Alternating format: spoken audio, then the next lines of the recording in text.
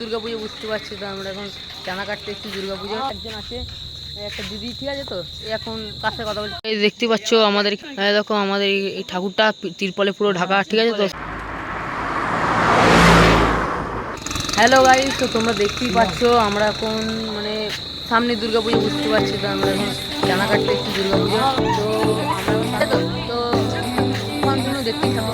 এই দেখো আমরা এখন ব্লগ বানাতে এসেছি, ঠিক আছে তো। এখন আমরা বাড়িতে যাচ্ছি।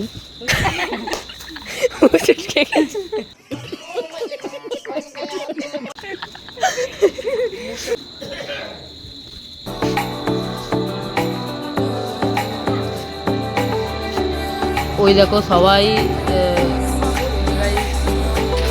এই ঘরটার পাশেই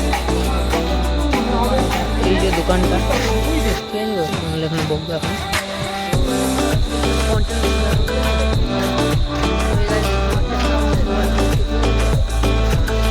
এই যে এই দোকানটার কাছে, এই দোকানে আমরা সব বিল ফিল সব ছাপাতে দিই। আমি বললাম রেখে দে, পালিয়ে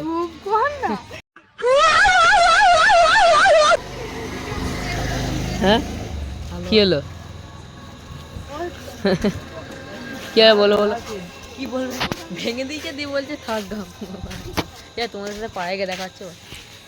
আমরা এখন সাইকেলে করে বাড়ি যাচ্ছি। আমার এই সাইকেলটা যেহেতু আমরা এখন মানে সাইকেলটা ছিল যে ওখানে, তো দেখো আমরা সাইকেলে যাচ্ছি। তোমাদের সাথে পরে দেখাচ্ছি আমাদের পাড়ায় গেছি। তো হ্যালো গাইস, দেখতে পাচ্ছ আমরা এখন আমাদের ঠাকুরটা দেখতে যাচ্ছি ফাইনালি।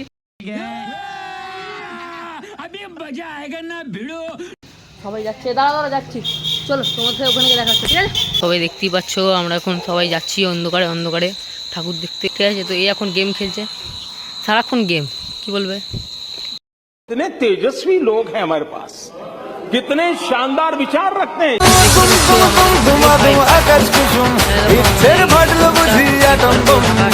দেখতেই পাচ্ছ আমরা এখন একটা নতুন বাড়িতে চলে এসেছিলাম। এই কাকিমাটা দিল চলে গেল, সবাই মিলে দেখো আমরা এখানে আছি।